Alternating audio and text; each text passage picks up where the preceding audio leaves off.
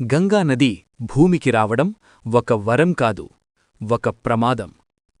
ఆమె నేరుగా భూమికి దిగితే భూమే చీలిపోయేది. ఈ సత్యాన్ని దేవతలకే తెలుసు. రాజు సగరుని కుమారులు కపిల మహర్షి శాపంతో భస్మమయ్యారు. వారి ఆత్మలకు మోక్షం రావాలంటే గంగనీరు భూమిపై పడాలి.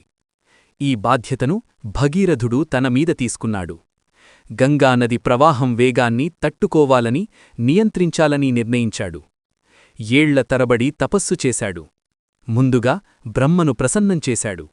బ్రహ్మ వరమిచ్చాడు, గంగ భూమికి దిగుతుంది అని.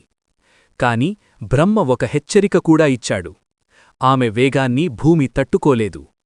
అప్పుడు భగీరథుడు ఇంకో తపస్సు మొదలుపెట్టాడు. ఈసారి శివుడికోసం. శివుడు ప్రసన్నుడయ్యాడు. భగీరథుడు అడిగాడు, ప్రభూ, గంగ వేగాన్ని మీరు మాత్రమే ఆపగలరు. శివుడు ఒప్పుకున్నాడు. ఆ క్షణంలో గంగ అహంకారంతో దిగింది. నేను స్వర్గనది, నన్నెవ్వరూ ఆపగలరు అని. అప్పుడు శివుడు తన జటలను విప్పాడు. గంగను తన జటల్లోనే బంధించాడు. ఆమె ప్రవాహం ఆగిపోయింది.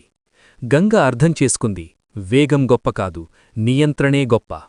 శివుడు గంగను శిక్షించలేదు, ఆమెను శుద్ధి చేశాడు. తరువాత తన జటలనుంచి నెమ్మదిగా విడుదల చేశాడు. అలా గంగ భూమిపై ప్రవహించింది. అందుకే గంగ శివుడి జటల్లో ఉంటుంది. దీనికర్థం ఒక్కటే, శివుడి నియంత్రణ, గంగ శక్తి. శక్తి నియంత్రణలో ఉంటేనే సృష్టి బతుకుతుంది, లేకపోతే వినాశనం. అందుకే శివుడి జటల్లో గంగ ఉంది. భక్తికి కాదు, అలంకారానికి కాదు, అది సమతుల్యతకు ప్రతీక. ఓం నమః శివాయ.